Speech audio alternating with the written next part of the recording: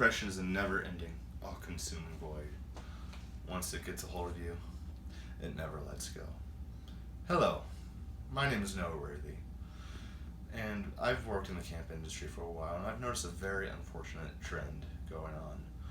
Many children struggle with things such as suicide and depression more than usually do. And I feel like it's important that we talk about these topics. So today we're going to discuss the following. Mental health of our children.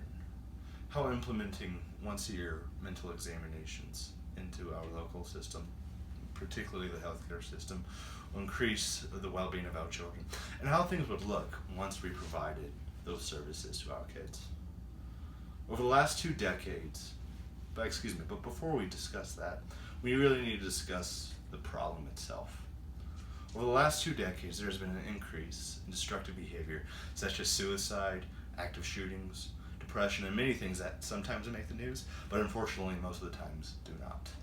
The New England Journal of Medicine indicated that intentional injury from deaths among children and adolescents are extremely common.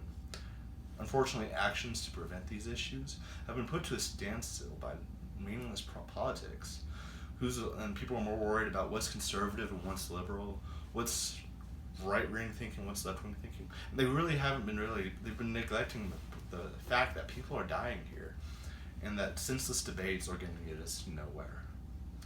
This issue is also, unfortunately, a growing pandemic that rivals many of the healthcare crises in the history of the planet. In fact, it has taken more lives than COVID-19, the September 11th attacks, or even the war in Afghanistan, or any other war that the U.S. has ever fought. In fact, this issue has been getting so bad that more children ages 15 to 19 die from suicide than they do even cancer. Due to these problems, and considering this is such a big issue, we need to be able to treat issues of the mind just as serious as issues of the body. It doesn't make sense that if somebody has a cancer scare, they immediately go to the hospital, and we treat so seriously in the system for problems like that. But when we don't see how someone's doing up in their mind, we just completely neglect it most of the time. The time for debating over this issue is over. The time for action is now. And if we do not act now, the problems will continue. Something you might ask though is like, okay, if this is such a big problem, how do we combat this issue? How do we combat this massive pandemic that's killing children? Nobody wants to see it done, but what is the action? What can we do? The solution to this is implementing mandatory mental health evaluations for every child under the age of 18. Just like you would a physical. You go to the doctor once a year to make sure your health is good. There is no reason that you shouldn't go to the doctor to see if your mind is good. This action would prevent many other issues, such as abuse and neglect.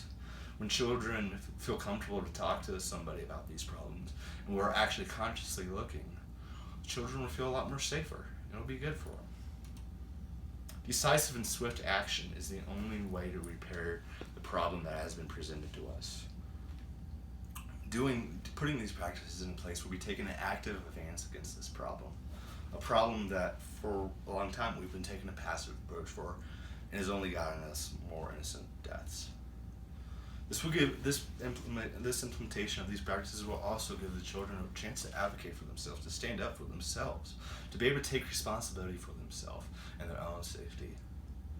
You would also see a reduced risk, considering that there is a direct link between cancer and heart disease and mental health issues. Once this practice was implemented for a while, you would see a dramatic decrease in those.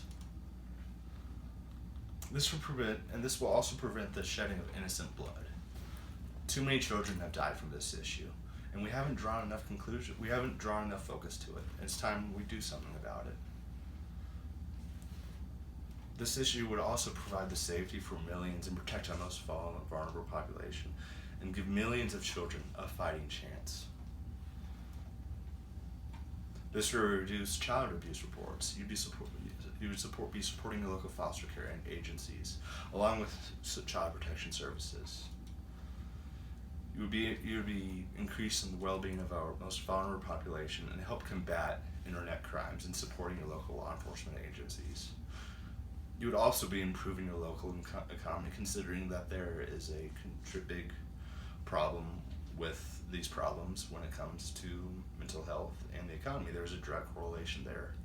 You'd also be closing the local poverty gap and education gap. Today I talk to you about the following: the mental health of our children, how implementing these practices, how incorporating mental health examinations once a year, just like you would a physical, will help prevent suicide. What things would look like once this practice is implemented. But by providing your signature and your signature alone, you'll be supporting local law enforcement agencies, helping millions of children, and preventing the shedding of more innocent blood. It does not make sense that thousands of children have to die a year from suicide and unnecessary deaths when we gavel down and debate. The time for debating is over. The time for action is now.